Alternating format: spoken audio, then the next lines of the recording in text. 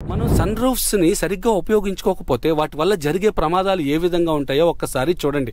అసలు ఈ sun roofs ఎందుకంటే వెంటిలేషన్ కోసం. కొన్ని కంట్రీస్ లో ఏమవుతుందంటే వానికి సన్లైట్ అనేది చాలా తక్కువ ఉంటుంది, వింటర్ ఎక్కువ ఉంటుంది. అందుకని ఆ కంట్రీస్ లో సన్ రూఫ్ ని ఎక్కువగా యూజ్ చేస్తారు. ఎందుకంటే సన్లైట్ కోసం. ఎక్స్పర్ట్స్ చెప్పేది ఏంటి అంటే మన ఇండియన్ రోడ్స్ లో చాలా వరకు 80% కండిషన్స్ లో ఈ సన్ రూఫ్స్ వల్ల ఉపయోగం లేదు.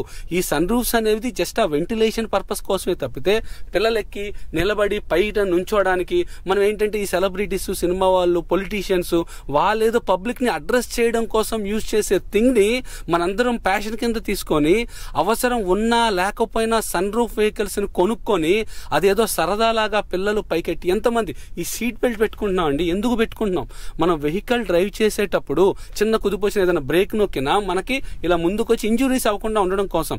సో పిల్లలలాగా ఈ సన్ రూఫ్ ఓపెన్ చేసి పైన నిలబడుతున్నారు. ఏదైనా అడ్డొచ్చి మీరు మనం బ్రేక్ నొక్కాం అనుకోండి, పిల్లలు ముందుకు పడినా పైన కొమ్మలో ఏమైనా రాడ్లు అలాంటివి ఏమైనా తగిలినా ఎంత ప్రమాదం ఉంది చెప్పండి.